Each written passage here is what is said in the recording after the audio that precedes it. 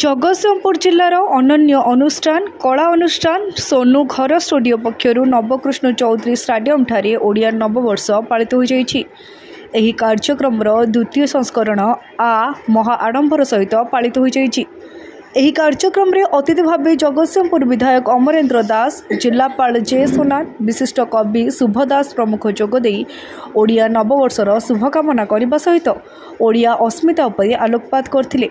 यह सहित विभिन्न सांस्कृतिक कार्यक्रम अनुष्ठित होता बेले बहु कलाकार मानक अनुष्ठान पक्षर संबर्धित करा जायतिला। तेबे मुख्य अतिथि अनुष्ठित उत्तरोत्तर कामना करथिले। अक्लांत परिश्रम करिसंती एवं इंग्रेज सरकार विरुद्ध स्वर उत्तोलन करिसंती। जो समय बेंगल आदिवासी माने जो माने सेतबेले प्रभाव विस्तार करथिले से माने कहउथिले ओडिया एक भाषा नुहे।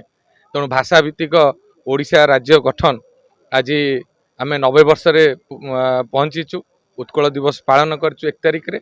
ए ओडिया पक्ष आज ओडिया नववर्ष रे सरीबाकू जाउची। मु एई अवसर रे हमर मुख्यमंत्री की कृतज्ञता ज्ञापन करूची एवं हमर प्रिय मंत्री सूर्यवंशी सूरज महोदय जो परिकल्पना करिसंती ओडिया पक्ष ओडिया जाति ओडिया रो अस्मिता को बंचे रखिबा पई ओडिया पोशाक ओडिया खाद्य ओडिया परंपरा ओडिया संस्कृति ऐतिह्य को बंचे रखिबा पई ए जो प्रयास हमर 1 तारिख ठारू आज पर्यंत आज ओडिया नववर्ष रे तार अंतिम पर्याय रे आमे पहुंचीचु। एवं रीता शंकर रिपोर्ट तीर्थक्षेत्र लाइव।